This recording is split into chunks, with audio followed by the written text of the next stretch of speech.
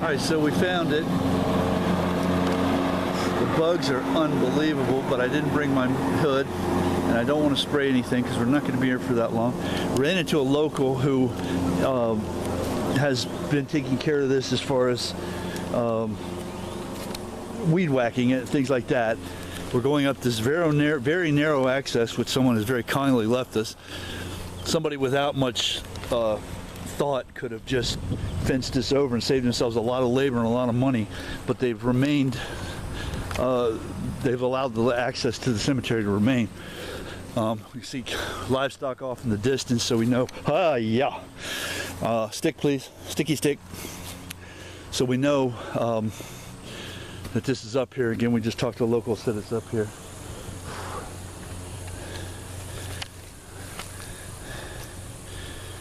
We're going to get spider removal management department to take care of the spiders for us, and she's done a typically great job in doing that. And now we can move forward into the path created for us, hopefully scaring away any and all snakes in the process.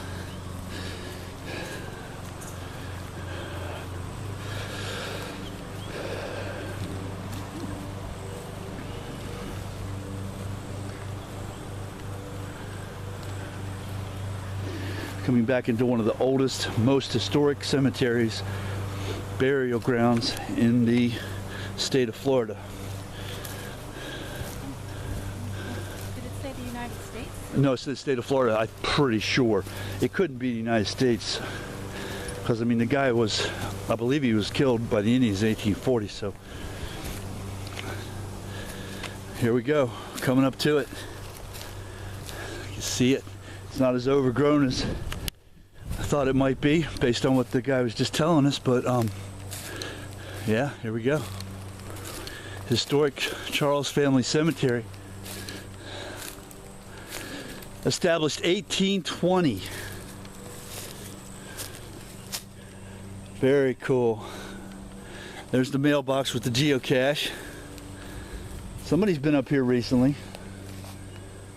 He was saying that he come up with his weed whacker, but he also said that the organization takes care of it. So, Colonial Dames, something century. I can't read 50, 92. I don't know Roman numerals. But anyway, we're here. Now we're going to review this cemetery. Century. What is it, baby? 17th. Oh, 17th century. Cool. See, she can read that stuff. We're here on the site of Charles, Rebecca, a couple of her children, their children I should say. This is Rebecca Charles, killed by Indians, 1852. Here's Charles' grave over here, 1835.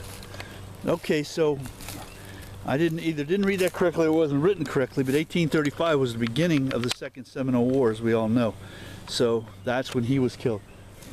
Now what we read earlier, and I don't see any allusion to it, is this was also an Indian burial mound, an Indian burial area adjacent to this cemetery. So we don't know, because I don't see anything referencing it.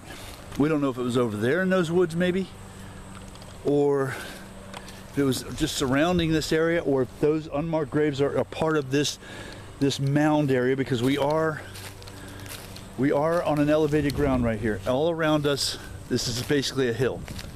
Everything else starts sloping downwards from this point. So this could be, we could be standing on sacred Indian burial mound right now, right here.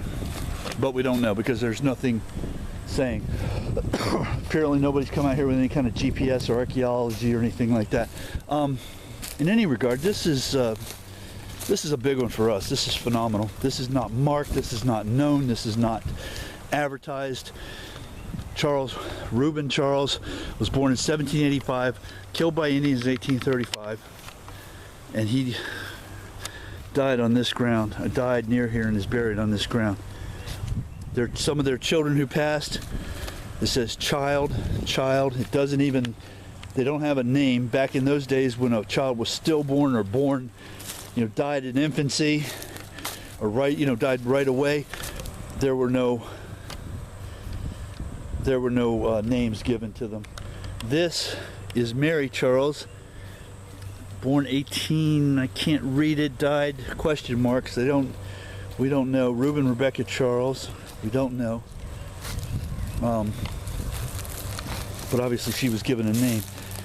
So, I don't know, I mean, it's just sort of, not much you can say about it, it's sort of speechless. It's just an amazing, phenomenal gravesite for us. This is one of the quintessential forest grave sites. It's amazing. And until this morning, sitting in a Live Oak parking lot, after having visited their cemetery, which was probably about 6,000 graves, researching some of that, did we find this. And this is She was 57. unbelievable. Yeah, that's what it said. That's what the research said. And what was it, 1875 it said, right? Or no, this says 1852, doesn't it? 1852. Wow. No, 1875 was when they quit running the ferry. That's right.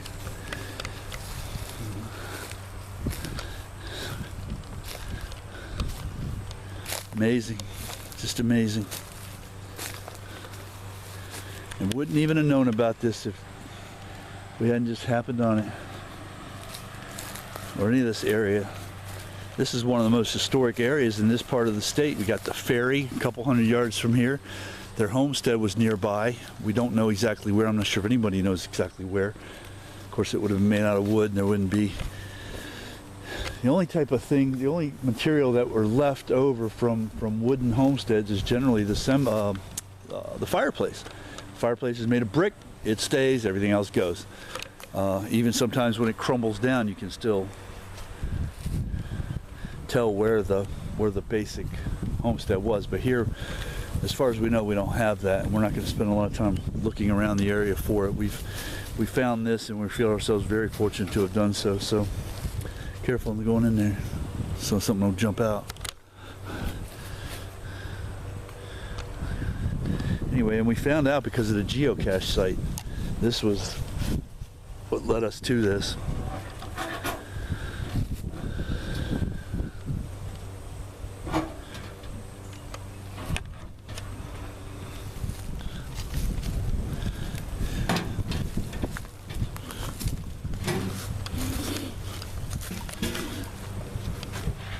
Cool.